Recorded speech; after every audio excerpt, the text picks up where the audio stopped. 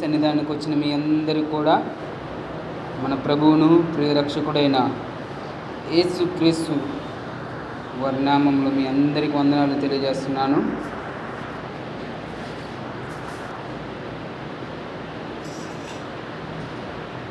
ఈరోజు ఒక మాటను మనం ధ్యానం చేసుకుందాం. దేవుడు మనుషులని తనని ఎంతో ఇష్టంగా తయారు చేశాడు. మనుషులంటే దేవుడికి ఎంతో ఇష్టం. దేవుడి ఇష్ట ప్రకారంగా మనుషులు జీవించాలని, మనుషులు ఎంతో సంతోషంగా ఉండాలని ఎల్లప్పుడూ కూడా దేవుడు కోరుకునేవాడు అన్నమాట. అందుకోసమే మొదటి నుంచి ఆదాముతో వచ్చిన కాడి నుంచి కూడా దేవుడు మంచి చెడ్డలని ఆదాముకి అవ్వకి పరిచయం చేశాడు. మంచి బెనిఫిట్స్ అన్నీ, సుఖ సంతోషాలన్నిటిని కూడా ఏదైనా తోటలో ఏర్పాటు చేసినట్టుగా మనం చూస్తాం. వారు ఎప్పుడు కూడా కష్టపడినట్టుగా మనం చూడలేదు, ఎప్పుడు కూడా శ్రమ పడ్డట్టుగా మనం చూడలేదు. కావాల్సిందల్లా మీరు తినొచ్చు, ఏదైనా ఎక్కడికైనా వెళ్ళొచ్చు అని దేవుడు ఎంతో ఫ్రీడాన్ని ఇచ్చాడు. అందుకోసమే దేవుడు మనుషులంటే ఎంతో ఇష్టం అన్నమాట దేవునికి.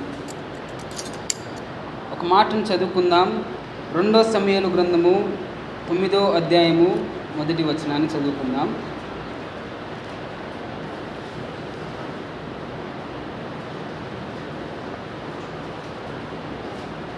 సమూయేలు గ్రంథము 2వ అధ్యాయం 9వ అధ్యాయము 1వ వచనం. 2 సమూయేలు గ్రంథము 9వ అధ్యాయం 1వ వచనం. నేను ఉపకారము చూపుటకు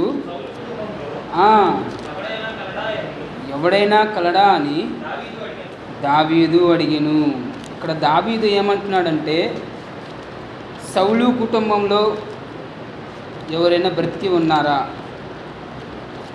సౌలు కుటుంబంలో ఎవరైనా ఇంకా జీవిస్తూ ఉన్నారా, ఎందుకంటే నేను వారికి మేలు చేయాలని ఉద్దేశించి ఉన్నాను, వారికి ఒక ఉపకారం చేయాలని నేను ఎదురు చూస్తూ ఉన్నానని దావీదు సెలవిస్తూ ఉన్నాడు.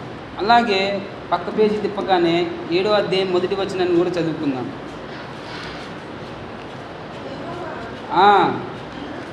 నలుదిక్కుల అతని శత్రువుల మీద విజయమిచ్చి నెమ్మది కలుగజేసిన తర్వాత రాజు కాపురముండి నాతానును ప్రవక్తను పిలువనంపి, నేను దేవదారు మ్రానుతో కట్టిన నగరయందు దేవుని మందసము, నేను చెప్తాను చాలు. ఇక్కడ దావీదు భక్తుడైన దావీదుని రాజుగా నియమించిన తర్వాత, రాజు స్థానంలోకి వచ్చిన తర్వాత ఒక మాట అంటూ ఉన్నాడు. ఎప్పుడైనా మనుషులు ఒక ఉన్నతమైన స్థానంలోకి వచ్చినప్పుడు, వారికి ఏదై కావాలనుకున్నా అది జరిగినప్పుడు, ఒక పొజిషన్కి వచ్చినప్పుడు వారి మొక్కలలో సంతోషం కనబడుతుంది, ఆనందం కనబడుతుంది అన్నమాట. ఎందుకంటే నేను గొప్ప స్థాయికి వచ్చాను, నేను అందరికంటే పై స్థాయిలో ఉన్నాను, అందరు కూడా నా కింద స్థాయిలో ఉన్నారు అని అనుకుంటారు. కానీ దావీదైతే ముఖం చిన్నబుచ్చుకున్నట్టుగా మనం చూస్తాము.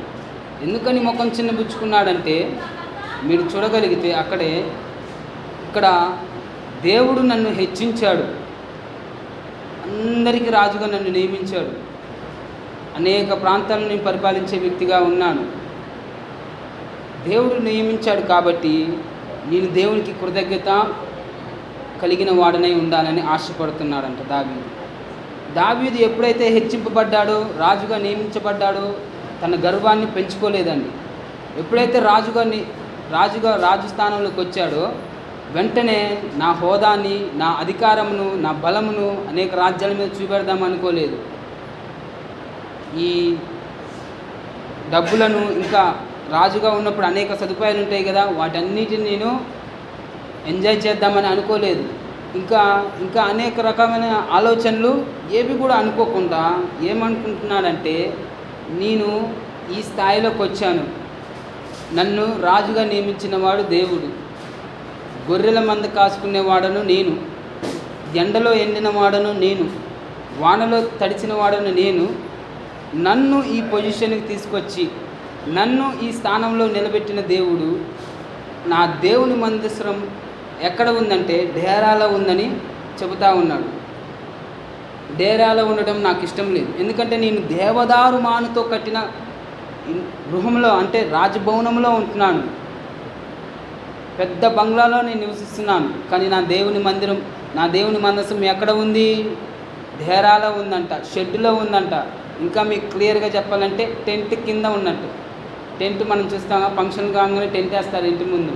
కాకపోతే ఆ కాలంలో వేరే రకంగా వేసేవాళ్ళు అనమాట. టెంట్ కింద ఉందని బాధపడతా ఉన్నాడు. వెంటనే ప్రవక్త అయిన నాతాను పిలిపించి, నాతాను ప్రవక్తతో చెప్తా ఉన్నాడు, నేను అర్జెంటుగా దేవునికి ఒక మందిరం కట్టాలి, నేను త్వరగా దేవునికి ఒక మందిరం కట్టాలి అని నాతాను ప్రవక్త అంటున్నాడంట. ఎందుకని ప్రవక్త అంటున్నాడు? దేవుడు ఇతన్ని ఏం చేశాడంటే హెచ్చించాడు, ఘనపరిచాడు, ఆశీర్వదించాడు. ఒక స్థాయి నుంచి ఇంకో స్థాయిలోకి మార్చాడు. పేదరికంలో నుంచి ధనస్థితిలోకి దావీదుని హెచ్చించాడు. కాబట్టి దావీదు ఎటువంటి ఆలోచన కలిగి ఉన్నాడంటే, దేవునికి ఏదైనా నేను చెయ్యాలి, దేవునికి ఏదైనా నేను ఇవ్వాలని ఆలోచన కలిగి ఉన్నాడు. గమనించండి, ఈ భావం ఏం చెబుతా ఉన్నదంటే, దేవుడు మన పట్ల కూడా ఎటువంటి మేలులు కానీ, ఉపకారాలు కానీ, ఎటువంటి క్రియలు కానీ చేసినప్పుడు మనము కూడా దేవునికి కృతజ్ఞత కలిగిన భావం ఉండాలి. ఎంతోమంది కుటుంబాలలో, ఎంతోమంది మనుషులలో అనేక కార్యాలు చేస్తూ ఉన్నాడు దేవుడు. కానీ మనము దేవునికి కృతజ్ఞత స్తుతులు చెల్లిస్తున్నామా? ఒక ఆమంటది, ఘోర ప్రమాదం నుంచి తప్పించాడయ్యా దేవుడు, అసలు నేను చనిపోయేవాడని ఈరోజు బ్రతికున్నానంటే దేవుని కృప అని మందిరంలో లేసి సాక్ష్యం చెప్తుంది. సాక్ష్యం చెప్పిన తర్వాత అట్టి పనుల గల్లేసుకొని వచ్చింది. ఇంకొక ఆమె అయితే బూందీ మిక్చర్ గల్లేసుకొని వచ్చింది. అవన్నీ మంచిదే, నేను కాదనట్లేదు. కానీ దేవుడు చేసిన మేలును బట్టి, దేవుడు చేసిన ఉపకారమును బట్టి నువ్వేం చేయాలంటే నిలిచి ఉండే దానిని నువ్వు చేయాలి దేవుని కోసము. ఏదైనా మందిరంలో కొరత కానీ, ఏదైనా ఇబ్బంది కానీ, ఏదైనా సమస్య ఉన్నది కానీ ఆ సమస్యను తీర్చగలిగే వ్యక్తిగా నువ్వు ఉండాలి. దావీదు ఏమైనా బూంది పొట్లాలు తెచ్చాడా? రాజు చేయగానే సమోసాలు ఏమైనా తెచ్చాడా? భాష్యాలు ఏమైనా తెచ్చాడా? అట్టి పనులు ఏమైనా తెచ్చాడా? ఏం తెచ్చాడు? దేవుని మందసాన్ని ఒక చోట పెట్టాలని, ఒక మందిరం కట్టాలని, దేవునికి ఒక భవనం కట్టాలని ఒక ఆలోచన కలిగి ఉన్నాడు. ఆయన ఆలోచన ఎంత గొప్పదో చూడండి. దేవుడు చేసిన కార్యాన్ని, అంటే రాజుని ఇచ్చిన పొజిషన్ వెంటనే రాజు స్థితిలోకి వెళ్ళి రాజసింహాసనంలో కూర్చొని, నువ్వే ఈ పని చేయరా బాబు, నువ్వు ఇది చేయరా నాయన, అరే వాళ్ళ దగ్గర బంగారం ఎక్కువ ఉందంటే ఆ రాజ్యంలోకి వెళ్ళి బంగారం తీసుకొని రండి, మన హోదాని అనేక రాజ్యాన్ని చూపెట్టని అనలేదు.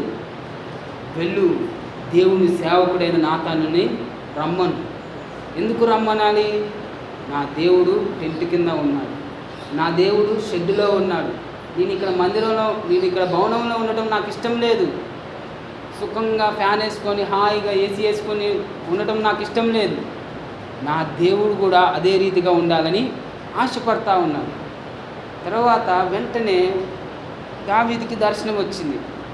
యా దావీదు, నేను మందిరం కట్టామని అడిగానా? నేనేమైనా నాకు ఏదైనా చోట్లో నాకు ఒక భవనాన్ని కట్టమని అడిగానా అంటే లేదు అంటాడు. ఎందుకని నేను అడగక ముందుకే నువ్వు చేస్తూ ఉన్నావంటే, అడగక మునిపే మనం చెయ్యాలి. ఏదైనా పని అడిగితే ఎవడైనా చేస్తాడు, అవునా కాదా? ఏదైనా కొరత ఉంది, ఆ సమస్య చెప్తే ఎవరైనా చేస్తారు. కానీ సమస్యను చెప్పకుండానే ఆ సమస్య కోసం చేసేవాడే గొప్పవాడనమాట. అందుకోసమే అడగక ముందుపై దేవుడికి అక్రత ఏదైతే ఉందో, దేవుడికి ఏదైతే కొదువ ఉందో దావీదు అది ఎరిగి ఒక భవనాన్ని నిర్మించాలని అనుకున్నాడు. కానీ దేవుడు అంటున్నాడు, నాకేమొద్దయ్యా, నువ్వు దీవించబడ్డావు చాలు, నేను అందరిలాంటి వాడని కాదు. అందరూ ఒక 30 రూపాయలు వేస్తే నీకు అది ఇస్తుంది, నీకు కొంత అమౌంట్ కడితే నీకు కొంత అది వస్తుంది, నాకు కొంత ఇస్తే నీకు కొంత వస్తుంది అనుకుంటారు. కొంతమంది లావాదేవీలు వాడుకుంటారనమాట, లాభాల కోసం, ధనాపేక్ష కలిగిన వాళ్ళని. డబ్బుతో ఆశీర్వాదాలను కొందామనుకుంటారు. దేవుడిచ్చే ఆశీర్వాదాలు డబ్బుతో రావు. దేవుడేమన్నా దావీదు నాకు ఇంత ఇస్తే నీకు ఆ అధికారం ఇస్తా అన్నాడా? లేకపోతే నాకు ఓ పని చేసి పెట్టు నీకు ఒక అధికారం ఇస్తానన్నాడా? లేదు. మన దేవుడు డబ్బులకి ఆశీర్వాదం ఇచ్చేవాడు కాదు. మనం చూడగలిగితే అపోస్తుల కార్యంలో ఒక వ్యక్తి కనబడతా ఉంటాడు, గారడి సీమోన్ అనే వ్యక్తి. అక్కడ అనేక సేవకులు పేతురు అనేక క్రియలు చేస్తూ ఉంటే, అద్భుతాలు చేస్తూ ఉంటే వెంటనే భలేగుందే ఇది, జనాలందరూ ఆశ్చర్యపోతున్నారే, జనాలందరూ ఈయనమ్మడి వెళ్ళిపోతున్నారే, నాకు వచ్చే జనాభా అంతా, నాకు వచ్చే లాభం అంతా ఈయన గుంజుకుంటున్నాడు, నాకు రోజుకి వచ్చే 1000 రూపాయలంతా ఈయన సంపాదించుకుంటున్నాడు, నా వ్యాపారం అంతా నష్టమైపోతుంది. ఎమ్మటే పేతురు దగ్గరికి వెళ్ళి, పేతురా నువ్వు చేతులను బాగు చేస్తున్నావు, జ్వరం వచ్చిన వాళ్ళు బాగు చేస్తున్నావు, అద్భుతాలు చేస్తున్నావు, అనేక కార్యాలు చేస్తున్నావు, నీకు కలిగిన శక్తి నాకు ఇవ్వు, నీకు కొంత అమౌంట్ ఇస్తాను అంటున్నాడు. ఏదో తేడాగుంది, నువ్వు దురాత్మ కలిగిన వాడువు, డబ్బుతో దేవుని ఆత్మను కొనలేవు అని అంటాడు దేవుని సేవకుడు. డబ్బుతో దేనిని నువ్వు కొనలేవు అని అంటాడు. కానీ ఇక్కడ చూడండి, దావీదు రాజు కాగానే దేవునికి ఒక మందసం కట్టాలనుకున్నాడు, కానీ దేవుడు వద్దన్నాడు. సో ఒకటి ఆగిపోయింది. ఇంకా ఆలోచించుకుంటా ఉన్నాడు, ఇంకా నేను ఎవరికైనా మేలు చేయాలా, ఇంకా నేను ఎవరికైనా ఉపకారం చేయాలా అని ఆలోచించుకుంటే, అప్పుడే మనం చదువుకున్న మాట ఉంది కదా 9వ అధ్యాయం 1వ వచనంలో, యోనాతానును బట్టి నేను ఒక ఉపకారము చూపుటకు సౌలు కుటుంబంలో ఒక్కడైనా మిగిలిపోయి ఉన్నాడా అని అక్కడున్న దాసులను, బానిసత్వంలో పనిచేస్తున్న వాళ్ళను అడిగాడనమాట దావీదు. ఇక్కడ మనం చూడగలిగితే ఇజ్రాయేల్ రాజులలో 2 ప్రాముఖ్యమైన రాజులు మనకు కనబడతా ఉంటారు. ఎవరెవరు? సౌలు, దావీదు. ఈ సౌలు బెన్యామీన్ గోత్రికుడు అనమాట. బెన్యామీన్ గోత్రికులు చివరి గోత్రం ఏంటిదంటే బెన్యామీన్ గోత్రమే, ఆఖరి గోత్రం ఏంటిది? బెన్యామీన్ గోత్రమే. తక్కువ స్థానంలో ఉన్న వ్యక్తి సౌలు. సౌలు వృత్తి ఏంది? సౌలు వృత్తి ఏంటంటే ఒక చోట గాడిదలు తప్పిపోయాయని కంగారు పడతా ఉంటాడు. అరే మా డాడీ చంపేస్తాడు, గాడిద పోయింది కాపాడండి, అది ఎడిపోయిందో మీరు నాకు సహాయం చేయండి అని కలవరపడతా ఉంటాడు. అంటే ఈయనను గాడిదలు వ్యాపారం చేసుకునే వ్యక్తి, గాడిదలను తోలుకొని వాటికి వచ్చే లావాదేవీలను సంపాదించుకొని నివసించే వ్యక్తి. కానీ దేవుడు ఏం చేశాడంటే సౌలుని ఆ స్థాయిలో నుంచి రప్పించుకొని రాజుగా నియమించాడనమాట. అనేక రాజ్యాలకు రాజుగా నియమించాడు. నియమించిన తర్వాత కానొక సమయంలో దేవుడు సౌలుతో ఏమన్నాడంటే, ఇదిగో సౌలా, అమాలేకులు నీ మీదకి యుద్ధానికి వస్తూ ఉన్నారు, వాళ్ళనందరినీ కూడా హతము చేయండి, ఎవ్వరు కూడా బతకూడదు అని సౌలుకి దేవుడు ఒక ఆజ్ఞ ఇస్తాడనమాట. ఇక్కడ గమనించాల్సిన ఒక మాట ఏంటంటే, అమాలేకులు అనగా శరీర క్రియలు అన్నమాట. లోకానికి సాదృష్టమైన వ్యక్తులు అమాలేకులు. ఈ మాటని జాగ్రత్తగా గమనించుకోండి. అమాలేకులు ఎవరు? లోక సంబంధికులు. అమాలేకులు ఎవరు? శరీరానుసారులు. ఇక్కడ సౌలుకి దేవుడు మాట ఇవ్వగానే వెళ్తాడు యుద్ధానికి వెళ్ళినప్పుడు సౌలు యుద్ధం చేస్తాడు, అందరినీ చంపుతాడు. చంపిన తర్వాత వారు తెచ్చుకున్న ఎద్దులు, ఇంకా అనేక రకాలు ఉంటాయి కదా ఎద్దులను కానీ, ఇంకా వారైతే ఏదైతే తెచ్చుకున్నాడో తెచ్చుకున్న వాటినన్నిటిని కూడా ఈ సౌలు గప్చుప్పుగా తోడుకొని వచ్చి తన రాజ్యంలో దాచిపెట్టుకున్నాడు అనమాట. దాచిపెట్టుకున్నప్పుడు ఆ కాలంలో సమూయేలు ప్రవక్త అనేవాడు ఉన్నాడు, సేవకుడైన సమూయేలు ఉంటాడు. అప్పుడు సేవకులకి ఈ మాట తెలియగానే వెళ్తాడు సౌలు దగ్గరికి. వెళ్ళి, సౌలా నువ్వు చేసిన పని ఏంటి? దేవుడు ఏం చెప్పాడు? అమాలేకులను హతం చేయమన్నాడు. అమాలేకులు తెచ్చింది ఏది కూడా నువ్వు తీసుకోవద్దన్నాడు. కానీ నువ్వు ఎడ్లని తెచ్చుకున్నావంట, ఏంటి అని చూడగానే అక్కడ ఏం కనబడుతుందంటే, ఎడ్లని కాకుండా ఆ అమాలేకులైన రాజుని హాగోగును కూడా తెచ్చుకొని కూర్చోబెట్టుకున్నాడంట. అంటున్నాడంట సౌలుతో, అయ్యా ఈ రాజు మంచోడేనయ్యా, బుద్ధిమంతుడే, అసలుకి ఇతను మూర్ఖ స్వభావం కలిగిన వాడు కాదు, కఠిన వ్యక్తి అయిన వ్యక్తి కాదు, మంచి గుణమే, మనతో ఎమ్మటే కలిసిపోతా ఉన్నాడు. ఇదిగో నా పక్కన ఎలా కూర్చున్నాడు చూడు, ఇదిగో నాతో పాటు ఎంతో సంతోషంగా ఉంటున్నాడు, ఇతను మనకి హాని చేయడయ్యా అని సౌలు సమూయేలుతో చెబుతా ఉన్నాడు అన్నమాట. సమూయేలు అంటున్నాడు, ఒరే దేవుడు నీకు గాడిదలను మేపుకునే స్థితిలో నుంచి, పేదరికంలో నుంచి ఇన్ని కష్టాలు తొలగించి ఒక ఉన్నతమైన స్థానాన్ని నీకు అనుగ్రహిస్తే నువ్వు చేసే పని ఇదా? అమాలేకులు అంటే ఎవరు? లోకాన్ని తెచ్చుకొని ఇంట్లో దాచిపెట్టుకున్నాడు ఈ సౌలు. మనము కూడా ఈ లోక సంబంధమైన వాటిని మనం దాచిపెట్టుకోకూడదు. ఈ సౌలు అనుకున్నాడు, ఇది ఒక్కటే కదా, ఈ ఎడ్లు ఒక్కటే కదా, ఏం చేస్తాయిలే, ఏం కాదులే, మంచిగా బలిష్టంగా ఉన్నాయి, బాగా పెట్టాడేమో రాజు ఆహారం, దానికి మనం అమ్ముకుంటే ఎన్ని డబ్బులు రావు, లేకుంటే వాటిని పెంచుకుంటే మన ధనం ఇంకా ఎక్కువైపోతుంది, ఆశ కలిగి వాటిని తెచ్చుకున్నాను అనమాట. నీవు కూడా ఏదైనా ఆశ కలిగి లోక సంబంధమైన దాన్ని నువ్వు దాచిపెట్టుకోకూడదు. లోక సంబంధమైన వాటిని ఏది కూడా నీ దగ్గర కనబడకూడదు. లోకము అనగా అమాలేకులకు సాదృశ్యంగా కనబడతా ఉన్నది. సమూయేలు అనగా దైవజనుడికి సాదృశ్యంగా ఉన్నాడు. ఇక్కడ సమూయేలు వచ్చి సౌలుకి గద్దించినప్పుడు, పరిశుద్ధాత్మ దేవుడు నీతో మాట్లాడినప్పుడు, పరిశుద్ధాత్మ దేవుడు నిన్ను హెచ్చరించినప్పుడు, పరిశుద్ధాత్మ దేవుడు నిన్ను గద్దించినప్పుడు నీవు పరిశుద్ధాత్మ దేవునికి లోబడాలి. దేవుని వాక్కు నీతో మాట్లాడినప్పుడు ఆ మాటకు నువ్వు విధేయత చూపెట్టాలి. సౌలు వచ్చి అంటున్నాడు, సమూయేలు వచ్చి అంటున్నాడు, రే సౌలా, నిన్ను రాజస్థితిలో ఉంచిన దేవుడి ఆజ్ఞను నువ్వు తృణీకరిస్తున్నావేంటి? నువ్వు అమాలేకుల వస్తువులను తెచ్చుకున్నావేంటి? అసలు అమాలేకుల రాజును నువ్వు తెచ్చుకున్నావేంటి? యుద్ధం చేయాల్సింది ఎవరితో? రాజుతో, అంతేనా? ఒక రాజును ఓడిస్తేనే ఒక రాజ్యం చేతికి వస్తుంది. అట్లాంటిది వీడు రాజుని తెచ్చుకొని ఇంట్లో కూర్చోబెట్టుకున్నాడంట.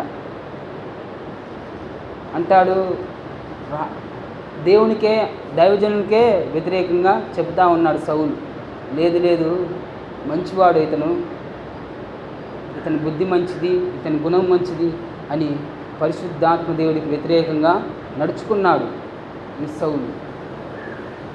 ఇలా రీతిగా నడుచుకున్న తర్వాత ఒకానొక సమయంలో దేవుడు శాపము అతని మీదకి దిగి వచ్చి తనకున్న రాజరికం మొత్తం కూడా పోతుంది. పోయిన తర్వాత ఎంతో బాధ కలిగి కృంగిపోయి సౌలు అంట తనను తానే చనిపోవాలి అని కత్తి మెడకడ్డం పెట్టుకున్నాడు అన్నమాట. మెడకడ్డం పెట్టుకోగానే చనిపోదామనే టైంలో ఆ కత్తి తెగలేదేమో, ఉల్టా పడిపోయాడంట. కింద బోర్ల పడిపోయి ఆ మెడంతా కింద దెబ్బ తగులుతుంది కదా, తగిలిన తర్వాత ఆ మెడంతా కూడా బాగా తలనొప్పితో నొప్పి పుట్టేసిందంట బాగా. అరే నేను చావనైతేని ఇట్లా చావు బ్రతుకులో నేనున్నానే అని బాధపడతా ఉన్నాడు సౌలు. అప్పుడు దారిన ఒక వ్యక్తి వెళ్తుంటే, ఓయ్ ఇట్రా అని అంటాడు. ఎవరివి నువ్వు అనగానే ఆ వ్యక్తి అంటాడు, నేను అమాలేకుల్ని అని అంటాడు. అవునా, అగో అక్కడ కత్తి ఉంది, నన్ను చంపవా అని అమాలేకుల్ని చంపమని అడుగుతాడు సౌలు. ఇక్కడ ఎవరిని కాపాడాడు సౌలు? అమాలేకులని కాపాడాడు. అమాలేకులతో యుద్ధము చేయకోకుండా అమాలేకులైన రాజుని తీసుకొని వచ్చి తన ఇంట్లో కూర్చోబెట్టుకున్నాడు. నీవు కూడా ఏదైతే పాపాన్ని కప్పు పెడతా ఉన్నావో, ఏదైతే పాపాన్ని దాచిపెడతా ఉన్నావో ఆ పాపమే నీకు మరణముగా వస్తుంది. ఒకటే కదా, ఇది ఒక్కటే చిన్న తప్పే. ఒక ఆమెను అడిగితే అంతా బాగానే ఉందయ్యా, సీరియల్ చూడటం మానేయట్లేదు, ఇంకా వివిధ కార్యాలు చేయటం అంటే అన్యజనులకు సంబంధించిన క్రియలు చేయటం మానేయలేదు. ఒకటే, ఏం లేదు, అంతా మంచిగా ఉంది. మందిరానికి వెళ్తాను, పరిచయం చేస్తాను, కానుకిస్తాను, దశమ భాగం ఇస్తాను, ప్రతిదీ కూడా 99% మంచిగానే ఉంది. 1% మాత్రమే బాగలేదయ్యా. ఆ 1% ఏమవుతుందంటే నీకు ఉరిగా మారుతుంది. ఈ అమాలేకులను దాచిపెట్టుకున్నాడు. అమాలేకులను సంపాదించుకున్న ఎడ్లను ఈ సౌలు తెచ్చుకున్నాడు కాబట్టి అమాలేకుడే ఇతన్ని చంపేశాడు. ఇతని మరణానికి కారణం ఎవడు? అమాలేకుడు. ఈ అమాలేకుడు వెళ్ళి దావీదుతో చెబుతా ఉన్నాడు, ఏంది ఈ రీతికి వచ్చావు, ఏంట్రా నువ్వు అనగానే దావీదుతో అంటున్నాడు, నేను సౌలు అయిన రాజుని చంపేశాను తెలుసా. అవునా, ఒరే సౌలు రాజుని చంపడం ఏంట్రా అని దావీదు అంటున్నాడు. లేదు, నిజంగా నేను సౌలు రాజుని చంపాను. ఒరే దేవుడు నియమించిన రాజు, దేవుడు మాటలకు లోబడే వ్యక్తిని నువ్వు దేవుడు ఎన్నుకున్న వ్యక్తిని నువ్వు ఏ రీతిగా చంపుతావు అని దావీదు అంటాడనమాట. ఇక్కడ చూడండి, సౌలు తప్పు చేశాడు, దావీదు తప్పు చేస్తాడు. ఎక్కడ? చేయరాని పాపము చేస్తాడు. చేసిన తర్వాత అంతకన్నా పెద్ద పాపం ఏంటంటే, వ్యభిచారం చేసిన తర్వాత వాళ్ళ భర్తను కూడా కుయుక్తి కలిగి ఒక ప్రణాళికను కలిగి చంపిస్తాడు ఉరియాని. ఈ ఉరియా ఎవరంటే దావీదు దగ్గర ఉన్న మంచి సైనికుడు అనమాట, నమ్మకమైన వ్యక్తివాడు. నమ్మకస్తుడు ఎవడంటే ఉరియానే చెబుతాడు. ఈరోజైనా సెలవు వచ్చినా కానీ దావీదు అంటాడు, ఉరియా నువ్వు ఇంటికి వెళ్ళిపో, ఈరోజు నువ్వు సెలవు లీవ్ తీసుకో, వేరే వాళ్ళని పంపిస్తాను యుద్ధానికి అనగానే, లేదు లేదు ప్రభువా, నేను పిక్నిక్లకు వెళ్ళేవాడిగా కనబడుతున్నానా, నేను టూర్లకు వెళ్ళేవాడిగా కనబడుతున్నానా, నీకు షికారులు చేసేవాడిగా కనబడుతున్నానా? లేదు లేదు, నేను నీతోనే ఉంటాను, నేను యుద్ధానికి వెళ్తానని నమ్మకంగా ఉండేవాడు అనమాట ఈ ఉరియా. ఈ దావీదు ఏం చేశాడంటే, ఉరియా యుద్ధానికి వెళ్ళిన సమయంలో ఒక స్త్రీని మోహపు చూపు చూసి చేయరాని పాపము చేస్తాడు. చేసిన తర్వాత భయము కలిగి ఎట్లాగైనా వీళ్ళ భర్తకి తెలిసిపోయిద్ది, ఈ ఉరియాకి తెలిసిపోయిద్ది. ఉరియాకి తెలిసిపోయినప్పుడు ఎంతో వేదన పడతాడు, దుఃఖపడతాడని ఈ ఉరియాని చంపాలని ఒక ప్రణాళిక కలిగి ఉరియాని రమ్మంటాడనమాట దావీదు రాజు. దావీదు రమ్మనంగలోనే ఒక లేఖ రాస్తాడు. ఆ పత్రం తీసుకొని వెళ్ళి, నీవు ఉరియా నా దగ్గరికి రా, నేను ఒక పత్రం ఇస్తాను నీ చేతికి, ఆ పత్రం తీసుకొని వెళ్ళి యోబాబు అనే రాజుకు నువ్వు ఇచ్చి, యోబాబు అనే వ్యక్తికి ఇచ్చి, ఆయన ఏం చెప్తే అది నువ్వు చెయ్యి అని అంటాడు. అనగానే ఉరియా నమ్మకమైన వ్యక్తి కదా, కొంతమంది మనం ఏం చేస్తాం, ఏదైనా పని చెప్తే కవర్ చేయగానే చూస్తాం, ఏమిచ్చారా. కానీ ఉరియా మాత్రం ఆ పత్రంలో ఏముందో కూడా చదవలేదంట. ఎమ్మటే గబా ఉరికెత్తి యోబాబు దగ్గరికి వెళ్ళి, ఇదిగో రాజు నీకు ఒక పత్రం ఏమన్నాడు, నీకు ఒక కాగితం ఏమన్నాడు అని యోబాబుని చెప్తే, యోబాబు అంటాడు, చూస్తాడు కాగితం చూడగానే, ఆ కాగితంలో ఏముంటుందంటే, ఈ కాగితాన్ని తెచ్చినన్ని నువ్వు చంపేసే అని ఉండింది. మీరు ఒక్కటి ఆలోచించండి, ఆ మార్గం మధ్యలో ఆ పత్రాన్ని, ఆ కాగితాన్ని తెరిచినట్టయితే బతికిపోయేవాడు, ఆయనకి వేరే లైఫ్ అనేది ఉండేది. కానీ ఎంత నమ్మకస్తుడంటే ఆ కాగితాన్ని కూడా తెరవకుండా ఆ యోబాబుకి ఇచ్చి, ఏం చేయమంటావు చెప్పు, త్వరగా ఏం చేయమంటావు చెప్పు, ఇంకేమైనా పని ఉందా, నేనేం చేయాలి? ఓరి బాబు నువ్వు కంగారు పడ, మాకు ఆగురా నాయన, నిదానంగా ఉంది, అసలు ఈ కాగితంలో ఏముందా అంటే, భలేవాడివే, నేను రాజు దగ్గర ఎంతో నమ్మకంగా కొన్ని ఏళ్ళ నుంచి ఉంటున్నాను, ఈ కంటికి ఎట్ట కనబడుతున్నాను? మోసం చేసేవాడిగా కనబడుతున్నానా? ద్రోహం చేసేవాడిగా కనబడుతున్నానా?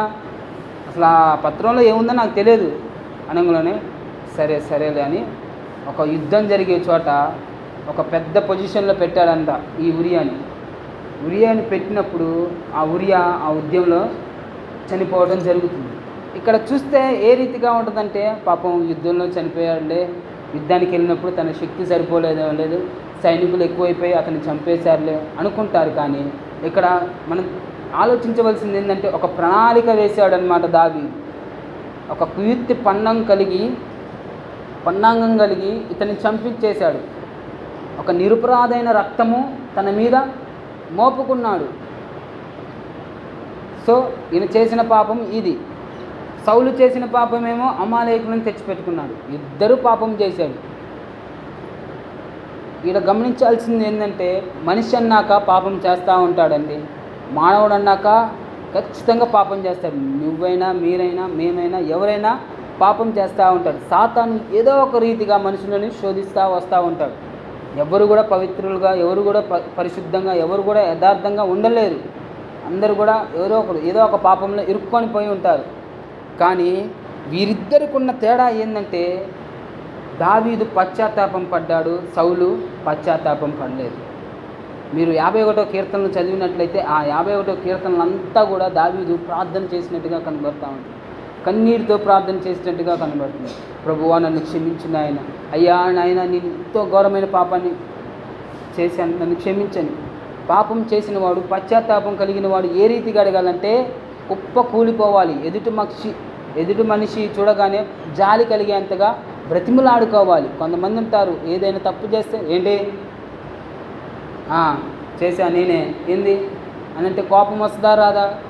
మనము కూడా దేవునికి ప్రార్థించేటప్పుడు, పాపం చేసినప్పుడు మన పాపాలన్నిటినీ ఒప్పుకునేటప్పుడు ఏ విధంగా ఉండాలంటే విరిగి నలిగిన మనసుతో దేవుని అడగాలి.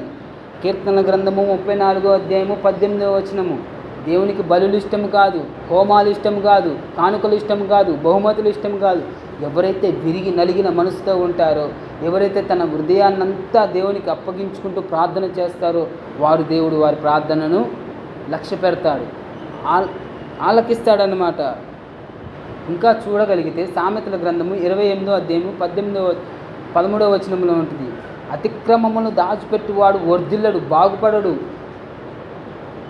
ఎప్పుడు కూడా వాడు నాశనానికి గురవుతాడు. ఎవరైతే పాపాన్ని కప్పిపెడతాడో, ఎవరైతే పాపాన్ని దాచిపెడతాడో, ఎవరైతే పాపాన్ని ఎవరు చూడలేదు కదా, ఎవరు కూడా మనం చూడట్లేదు కదా, ఈ యొక్క పాపమే కదా, మనమే కదా మనమే కదా మనమే కదా అని మనలో దాచుకుంటే వాడు వర్ధిల్లడు, బాగుపడడు. వాడికున్న పాపం కూడా పోదు. కానీ వాటిని ఒప్పుకొని విడిచిపెట్టిన వాడు ధన్యుడు. ఎవరు ధన్యుడు? దావీదు ధన్యుడు. ఎందుకు ధన్యుడు? పశ్చాత్తాపం కలిగాడు, పాపాన్ని ఒప్పుకున్నాడు, అందుకనే మరలా హెచ్చించబడ్డాడు, రాజు స్థితిలోకి వచ్చాడు. కానీ సౌలు విర్రవీగిపోయి గర్వానికి గురువైపోయి రాజస్థానంలో ఉన్నప్పుడు దేవుడు చెప్పిన మాటకి విధేయత చూపెట్టకుండా, దేవుడు మాటలు వినుకోకుండా వ్యతిరేకంగా నడుచుకున్నాడు, తన మరణానికి గురైపోయాడు.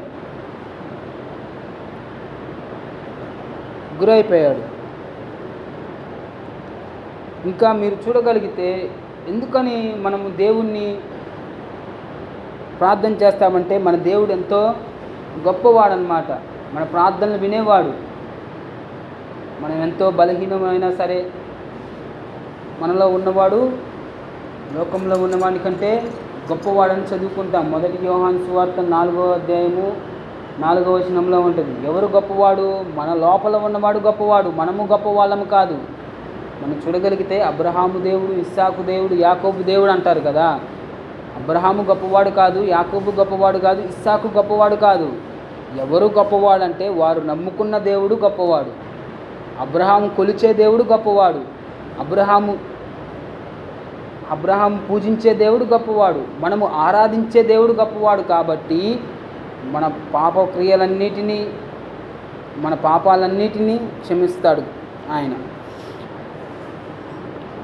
ఇంకా మనం చదువుకున్న వాక్య భాగం ఏంటంటే యోనాతానుని బట్టి దావీదు మేలు చేయాలని చూస్తూ ఉన్నాడు. ఇక్కడ సౌలు ఏమో హతమైపోయాడు. అసలు ఎందుకని యోనాతానుకి మేలు చేయాలని దావీదు ఆలోచన కలిగి ఉన్నాడు? ఎందుకని యోనాతానుని బట్టి రాజు దావీదు వారి కుటుంబానికి ఉపకారం చేయాలని అనుకున్నాడంటే, ఇక్కడ సౌలు పరిపాలించేటప్పుడు గొలియాత్ అనే వ్యక్తి దండెత్తుకొని వస్తాడు.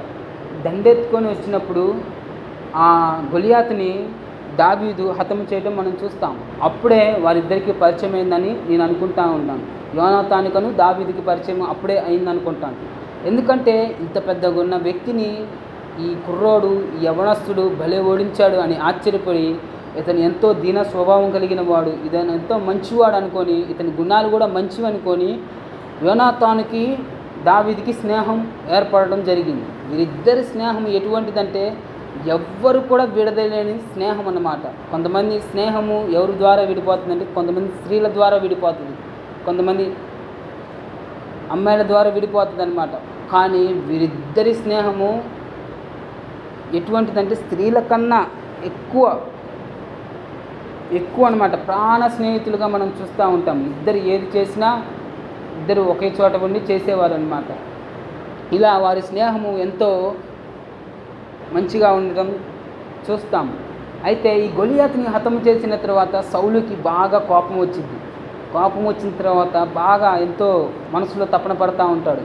వీడేంటి, వీడి వయసు అంతా, వీడి ఏజ్ అంతా, వీడి కుర్రోడు గొలియాతుని చంపాడు, అధికారం మొత్తం వీడే పొందుకుంటున్నాడు, మంచి పేరుని వీడే సంపాదించుకుంటున్నాడు అని సౌలు తన మనసులో అనుకుంటా ఉన్నాడు. వీడుంటే మనం ఇంకా రాజుగా ఏలలేము, వీడుంటే మనం రాజు స్థాయిలో ఉండలేము, ఇంకా నా కొడుకు యోనాతాను కూడా రాజుగా ఎక్కలేడు అనుకొని వాడిని చంపాలని ఒకసారి కబురంపాడనమాట.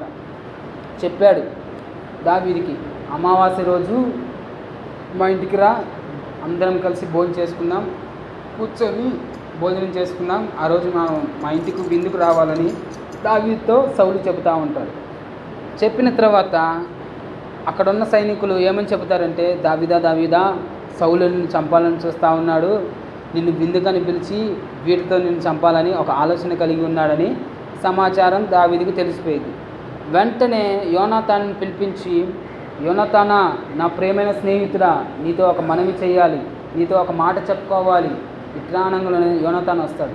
చెప్పు అనంగంలోనే, మీ నాన్న ఉన్నాడే సౌలు, మీ నాన్న నన్ను చంపాలని ఆలోచన కలిగి ఉన్నాడు, మీ నాన్న నన్ను ప్లాన్ వేసాడు నన్ను చంపడానికి.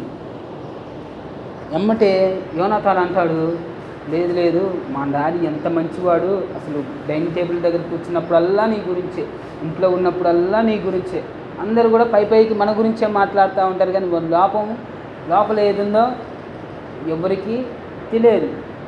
ఈ యోనాతాన్ కూడా ఏమనుకుంటున్నాడంటే, లేదు దావీదు, మా డాడీ ఎంతో మంచివాడు, నీ గురించి ఎంతో మంచిగా చెప్పేవాడు, అసలు నీకు ఇటు రీతిగా చేస్తానని నమ్మను, కలలో కూడా ఊహించుకున్నానంటే దావీదు అంటాడు, ఒక పని చెయ్యి, మీ డాడీ నన్ను భోజనానికి పిలిచాడు అమావాస్య రోజు, నీవు నాకు కొంచెం సెలవు ఇచ్చినట్లయితే నేను మా ఇంటికి వెళ్ళిపోతా.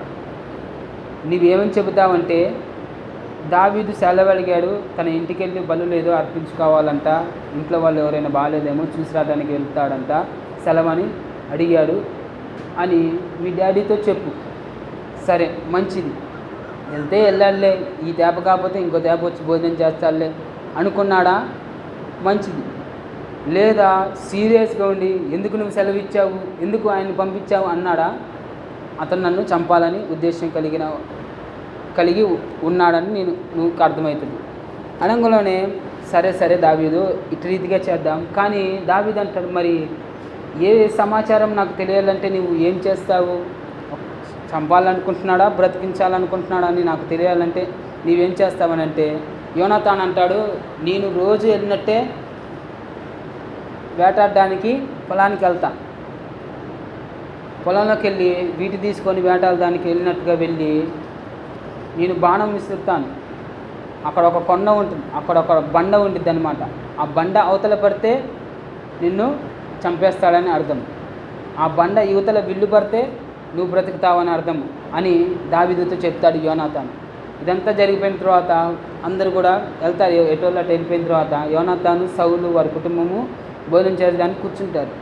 కూర్చుండగానే సౌలు వచ్చి, యోనాతాను, దావీదు ఎక్కడ, దావీదుని భోజనానికి పిలిచానే, అన్నం తినడానికి రమ్మన్నానే, విందులో పాల్గొనడానికి రమ్మన్నానే అని యోనాతాన్ అడగగానే, వాళ్ళ ఇంట్లో వాళ్ళకి ఎవరికో బాగాలేదంట, వెళ్ళిపోయాడు, బలు లేదు అర్పించాలంట, అందుకోసమే సెలవు అడిగాడు, నేను సెలవు ఇచ్చేసాను, అతను ఇంటికి పంపించేశాను అనగానే వెంటనే తన వెనకమాలన్న విల్లుని తీసుకొని ఈటను తీసుకొని ఇసిరేస్తే యోనాతాన్ పక్క నుంచి వెళ్ళి దావీదు కూర్చునే చైర్లో పుచ్చుకుపోయిందనమాట.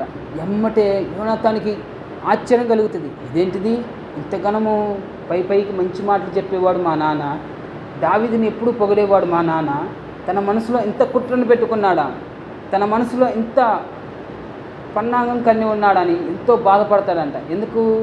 స్నేహితుడు కాబట్టి ఈ యోనాతాన్ ఎంతో బాధతో ఏడుస్తూ లేచి వెళ్ళిపోతాడు, విల్లుని తీసుకొని బాణాన్ని తీసుకొని వెళ్ళిపోయి ఆ పొలంలోకి వెళ్ళిపోయి ఆ బాణాన్ని పైకెత్తి బాణాన్ని విసురుతాడు. విసిరిన తర్వాత ఆ బాణము ఆ బండ యువతలనే పడుతుంది. పనివాడిని పిలిచి, ఓ పనివాడా, ఆ బాణాన్ని నువ్వు తీసుకొని రాపో అని పనివాడిని పంపిస్తాయి. అప్పుడు యోనాతాన్ అంటాడు, ఇదిగో ఆ బాణము ఎక్కడ ఉందంటే బండ అవతల ఉంది అని యోనాతాన్ గట్టిగా కేకలేస్తాడు. ఎందుకని కేకలేస్తాడు? సౌలు దావీదుని చంపాలి అని ఒక ఆలోచన కలిగి ఉన్నాడు కాబట్టి ఈ సమాచారం తెలియజేయడానికి, దావీదుకి తెలియడానికి ఈ మాటను పలుకుతాడనమాట. ఎమ్మటే ఆ సైనికుడు వెళ్ళి, ఇదేంది, ఆ బండ యువతలే కదా బాణం ఉంది, బండ అవతల ఉందంటాడు, ఏంది, ఎర్రోడా తిక్కలోడా మంచోడా, కళ్ళు ఏమైనా కనబడట్లేదా ఈ యోనాతానికి? అక్కడ రాయబడి ఉంటుంది, చూడగలిగితే మీరు 2 సమూయేలు గ్రంథం 20వ అధ్యాయంలో, ఇటు తోచక వాడు నిలబడి ఉండెను. దేవుడి కార్యాలు అర్థం కాకపోతే, దేవుడి క్రియలు అర్థం కాకపోతే మనం కూడా ఎటు తోచని స్థితిలో ఉంటాము, అటు కదలేము ఇటు కదలేము, దిక్కు లేక నిలబడి ఉండిపోతాము. అప్పుడు యోనాతాను ఆ బండ అవతల బాణం ఉందని చెప్పగానే వెంటనే దావీదుకి అర్థమైపోతుంది అనమాట. మా సౌలు నన్ను చంపేయాలనుకుంటున్నాడు, నేను ఎలాగైనా పారిపోవాలని. వెంబటే యోనాతాను కూడా ఆ బండ దగ్గరికి వెళ్ళిపోతాడనమాట. బండ దగ్గరికి వెళ్ళిపోయి బాగా ఇద్దరు కూడా కౌగిలించుకొని బాధపడతా ఉంటారు. ఎందుకని? వీరిద్దరు కూడా ప్రాణ స్నేహితులు అనమాట. వెంబటే అప్పుడు అంటాడు యోనాతాను, దావీదు నువ్వు నిజంగా మంచివాడవయ్యా, నువ్వెంతో దయగలిగిన వాడు, దీన మనసు కలిగిన వాడు. నాకు అర్థమవుతుంది దేవుడు మా నాన్నని నన్ను చంపేస్తాడు, ఇక మేము ఇంకెక్కువ కాలం బ్రతకలేము, ఇంత ద్వేషము మా నాన్నలో ఉందని నేను అనుకోలేదు అని బాగా దుఃఖపడుతూ కన్నీరు కాస్తూ బాధపడుతూ ఉంటాడు యోనాతాను. అసలు నిన్ను విడిపోవడానికి నాకు మనసు ఒప్పట్లేదు అని బాగా బాధపడుతూ చెప్తూ ఉంటాడు. వెంటనే యోనాతాను దావీదుతో ఒక మాట అంటాడు. ఏమంటాడంటే, దావీదా, ఒకవేళ నువ్వు రాజైన తర్వాత నా కుటుంబంలో ఎవరైనా మెలిగి ఉన్నారేమో కానీ, ఎవరైనా బ్రతికి ఉంటే కానీ వారి పట్ల నీ కోపాన్ని చూపమాకయ్యా, నీ పగని వారి మీద చూపకుండా వారికి ఉపకారము చెయ్యి, మేలుని చెయ్యని యోనాతాను అడుగుతాడు. వెంబటే దావీదు అంటాడు, భలే యోనాతానా, నువ్వు చెప్పిన మాటకి నేను ఎప్పుడైనా విరోధంగా నడిచాను, నేను ఎందుకు చేస్తాను అట్లా, నేను చెయ్యనని. అప్పుడు వారిద్దరు గట్టిగా కౌలించుకొని బాగా ఏడిచి ఎటువల్లట్టు వెళ్ళిపోతారు. అక్కడ బండ ఉందని చెప్పానే, ఆ బండ పేరు ఏసేలు. ఆ ఏసేలు అనే బండకు అర్థం ఏంటంటే విడిపోవుట అని అర్థం అన్నమాట. వెంటనే దావీదు కూడా కొండల్లోకి వెళ్ళి గుట్టల్లోకి వెళ్ళి దాక్కుంటాడు. తర్వాత ఈ సౌలు చనిపోతాడు, యోనాతాను చనిపోతాడు. చనిపోయిన తర్వాత దేవుడు దావీదుని హెచ్చించడం జరుగుతుంది, రాజు స్థితిలోకి వస్తాడు. రాజు స్థితిలోకి రాగానే మనం చదువుకున్న వాక్యం ఏంటిది? 9వ అధ్యాయము 1వ వచనం, యోనాతానుని బట్టి నేను ఉపకారము చేయుటకు, నేను మేలు చేయుటకు సౌలు కుటుంబంలో ఒక్కడైనా ఉన్నాడా, ఎవరైనా బ్రతికి ఉన్నారా అని అక్కడున్న దాసులను అడుగుతాడు, అక్కడున్న పనివారిని అడుగుతాడు. ఏ బాబు ఇట్రా, సౌలు కుటుంబంలో ఎవరైనా బ్రతికారా, ఎవరైనా మిగిలి ఉన్నారా, వారి వంశస్థుల్లో కానీ ఎవరైనా ఉన్నారా అని వారిని అడిగినప్పుడు ఆ దాసుడు ఏమని చెప్తారంటే, పనివాడు, ఉన్నాడయ్యా, ఒక వ్యక్తి ఉన్నాడు, సౌలు కుటుంబంలో వ్యక్తి కాదు కానీ సౌలు దగ్గర పనిచేసిన దాసుడు ఉన్నాడు, అతని పేరు సీబా, అతన్ని తీసుకొని రమ్మంటారంటే తీసుకొని రన్నాను. వెంబటే సీబాని రాజు దగ్గర తీసుకొని వస్తాడు. సీబా అంటే ఎవరు, నువ్వేనను, నేనన్నాను. నువ్వేం చేస్తావంటే, నేను సౌలు దగ్గర దాసుడిగా ఉండేవాను అంటే. నీ దగ్గర ఎంతమంది పని వాళ్ళు? 20 మంది పని వాళ్ళు ఉంటారంట. ఎవరి కింద? దాసుడి కింద, దాసుడికే 20 మంది పని వాళ్ళు ఉన్నారంట. పొలం ఉందంట. ఎన్ని వాడికి యాడ్ నుంచి వచ్చినాయి, ఎక్కడి నుంచి వచ్చినాయి అంటే సౌలు కానించి విరోధంగా లాక్కున్నాడనమాట. సౌలు లేడు, యోనాతాను లేడు, కాబట్టి వాళ్ళిద్దరు ఎవరు లేరు కాబట్టి వారి ఆస్తులని వీడు వాడి పేరు మీద రాపించుకున్నాడు. కొంతమంది అక్రమంగా సంపాదించుకోవాలని చూస్తాడు. అయితే ఊరు బాబు, నువ్వే దాసుడు, నీ కింద 20 మంది పని వాళ్ళ అని దావీదు ఆశ్చర్యపోతాడు. సరేలే, ఇదంతా నాకు ఎందుకులే కానీ సౌలు కుటుంబంలో ఎవరైనా బ్రతికి ఉన్నట్టుగా నీకేమైనా తెలుసా అని అంటే, తెలుసయ్యా, ఒక వ్యక్తి ఉన్నాడు, ఆ వ్యక్తి పేరు ఏం పేరు అంటే మెఫీబోషెత్తు, యోనాతాను కుమారుడు ఉన్నాడు మెఫీబోషెత్తు అనే వ్యక్తి అనంగులోనే. అవునా, ఎక్కడున్నాడు అతను అనంగులోనే? ఆ వ్యక్తి ఎక్కడున్నాడంటే లోదేబారులో ఉన్నట్టుగా మనం చూస్తాము. ఎక్కడుంటాడు? లోదేబారు అనే ఊరిలో ఉన్నాడయ్యా. లోదేబారు ఊరిలో మాకీరు అనే ఒక యజమానుడి దగ్గర పనివాడిగా ఉన్నాడు. పనివాడిగా ఉండటం ఏంటి? అతను రాజవంశస్థులు పుట్టినవాడు కదా.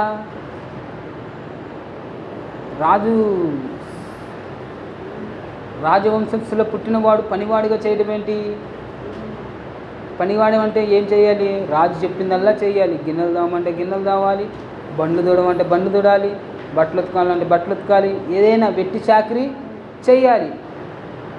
అక్కడ ఉండటం ఏంటంటే అతనికి కాళ్ళు అయ్యా, కాళ్ళు మొత్తం పోయినాయి, అందుకోసమే ఏ పని చేసుకోలేడు. అందుకని ఒకరి కింద మేము అమ్మేసాము అతన్ని అనగలని. కాళ్ళు పోవటం ఏంటి?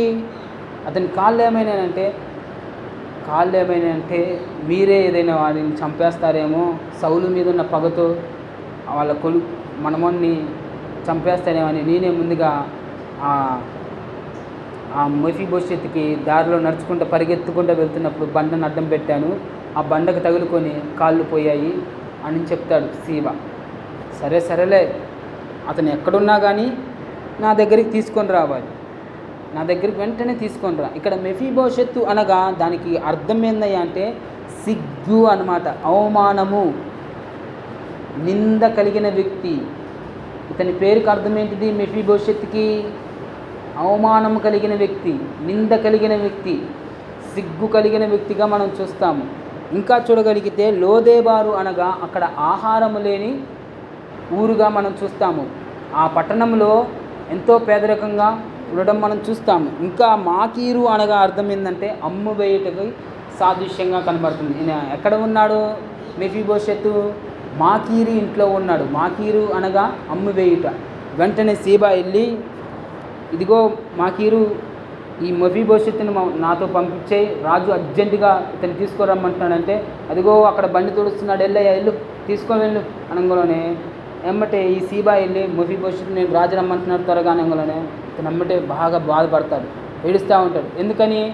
ఓరు బాబు, మా నాన్న చేసిన పాపలు, మా తాత చేసిన పాపాలకి నేను అనుభవిస్తున్నాను, నేను చచ్చిపోయినా బాగుండేది, వారు చేసిన పాపం నా మీద పడిపోయి నాకు కాళ్ళు కూడా లేకుండా పోయి ఈ వెట్టి చాకరీ చేయాల్సి వస్తుంది. మళ్ళీ రాజు దగ్గరికి వెళ్ళి నేను ఏ పని చేయాలి, రాజు దగ్గరికి వెళ్ళి నేను ఏం చెయ్యాలి అని బాధపడతా ఉన్నాడు. ఒరే బాబు, నేను తొందర రమ్మంటున్నాడు, రారా అనగానే మెఫీబోషెత్తు సీబా ఇద్దరు కలిసి రాజు దగ్గరికి వెళ్తాడు, దావీదు రాజు దగ్గరికి. దావీదు దగ్గరికి వెళ్ళగానే అతన్ని చూడగానే దావీదు హృదయం కదిలిపోయిందనమాట. ఇదేంటి, రాజవంశస్థులో ఉండవలసిన వీడు, మంచిగా సుఖభోగాలు అనుభవించేవాడు ఈ పని చేయటం ఏంటి అని బాగా బాధపడతా ఉంటాడు. ఆయన చూసి మెఫీబోషెత్తు ఏమో బాధపడతా ఉంటాడు, దుఃఖపడతా ఉంటాడు. అయ్యా నన్ను క్షమించయ్యా, అయ్యా నేను ఇంకేం తప్పు చేయను అయ్యా, మా తాత చేశాడు సౌలు, అయ్యా మా తాత చేశాడు పాపం, అయ్యా ఆయన పాపం చేసినట్టు చేయబట్టే నాకు ఈ శాపం తగిలిందయ్యా, వారి పాపమే నన్ను చుట్టుకొని ఈ రీతిగా ఉన్నదయ్యా, నేను ఇంకేం శ్రమలు అనుభవించలేను. బాగా దుఃఖపడుతున్నాడు, బాధపడుతున్నాడు, కన్నీరు గారుస్తూ ఉన్నాడు. బాగా దుఃఖపడుతుంటే ఎమ్మటి దావీదు చూసి, మెఫీబోషెత్తా నువ్వు బాధపడ మాకు, కన్నీరు విడవ మాకు, నిన్ను పిలిచింది పని చేసుకోవడానికి కాదు, ఇదిగో నా రాజభవనంలో భోజన బల్లల్లో కూర్చోబెట్టి నిన్ను విందులో పాల్గొనడానికి పిలిచాను, నువ్వు ఇంకా ఏ పని చేయవసరం లేదు, సుఖంగా నువ్వు జీవించవచ్చు, నెమ్మదిగా నీవు బ్రతకవచ్చు అని మెఫీబోషెత్తుతో దావీదు చెప్తూ ఉంటాడు. ఇదంతా ఎవరిని బట్టి జరిగింది? యోనాతానుని బట్టి. యోనాతాను మంచి గుణం కలిగిన వాడు, యోనాతాను మంచి స్వభావం కలిగిన వాడు. యోనాతాను లక్షణం ఏంటిది? మంచి లక్షణం కలిగిన వారు. నీవు కూడా ఒక మంచి లక్షణము, ఒక మంచి గుణము కలిగి జీవించగలిగితే నీ పట్ల ఉన్న కృప, నీ పట్ల ఉన్న ఉపకారాన్ని దేవుడు ఏం చేస్తాడంటే నీ పిల్లల పట్ల దాచి ఉంచుతాడనమాట. ఇక్కడ దావీదు ఎవరిని బట్టి చేశాడు మేలు? సౌలుని బట్టి కాదండి, యోనాతానుని బట్టి ఉపకారం చేయాలని మనం చదువుకున్నాం కదా.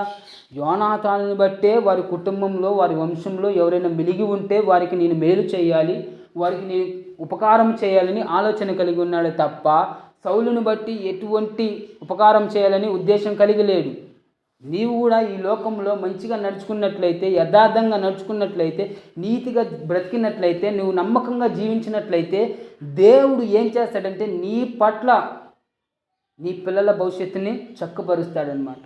నీ పట్ల ఉన్న నీవు జీవించిన బ్రతుకుని, నీవు ఏదైతే దేవునికి ఇష్టంగా జీవించావో, నమ్మకంగా బ్రతికావో, దాన్ని బట్టి నీ పిల్లల భవిష్యత్తులో నీకు ఎవరైతే ఉంటారో నీ వంశస్థులో కానీ వారికి మేలు చేయడము ప్రారంభిస్తాడు. అందుకోసమే మనము పాపం చేస్తే మనతోటే పోతుంది అనుకోకూడదు. సౌలు పాపం చేశాడు, తన కొడుకు యోనాతాను చనిపోయాడా లేదా? మెఫీబోషెత్తు అనుభవించాడా లేదా? కాళ్ళు ఇరగొట్టుకున్నాడు, మంచిగా ఆరోగ్యంగా ఉండే వ్యక్తి కాళ్ళు పోగొట్టుకున్నాడు, వెట్టి సాక్రీ చేశాడు, బాధను అనుభవించాడు, శ్రమలు అనుభవించాడు. ఎవరిని బట్టి అనుభవించాడు? సౌలుని బట్టి అనుభవించాడు. నీవు ఈ రోజున పాపంలో జీవిస్తుంటే, ఏదైనా చేయరని తప్పు చేస్తూ ఉన్నట్లయితే, దేవునికి విరోధంగా నడుచుకున్నట్లయితే నీ పాపము నీతో పోదంట, నీ పిల్లలకి అంటుకొని వస్తుంది అన్నమాట. ఇంకా చూడగలిగితే నిర్గమకాండంలో క్లియర్ కట్గా ఉంటుంది ఈ మాట. నీవు చేసిన క్రియలు నీ వెంబడే వస్తాయని ఉంటుంది. నువ్వు మేలు చేస్తావా, నీ తరతరముల వరకు దేవుడు నిన్ను దీవిస్తూ వస్తాడు, నీ తరతరములకు దేవుడు నిన్ను ఆశీర్వదిస్తూ వస్తాడు. నీ తరంలో ఉన్న వారికి ఎటువంటి కొదువు అనేది లేకుండా దేవుడే తన పక్షాన ఉండి వాళ్ళని కాపాడుతూ వస్తాడు. కానీ ఒకవేళ నువ్వు కీడుగా జీవించినట్లయితే, పాపంలో జీవించినట్లయితే, దేవునికి నచ్చనికరమైన, దేవునికి ఇష్టం లేని జీవితం జీవించినట్లయితే నీ శాపం నీతో పోదంట. నువ్వు చేసుకున్న పాపం నీతో పోదంట. నువ్వు చేసుకున్న క్రియలు నీతో పోవంట. నీ పిల్లలు తరతరాలు అవి వెంబడి వస్తూ ఉంటాయి. అందుకోసమే మనం ఈ రోజున ఏ రీతిగా బ్రతుకుతున్నామంటే, మంచిగా బ్రతికితే మన పిల్లల భవిష్యత్తు మంచిగా ఉంటుంది.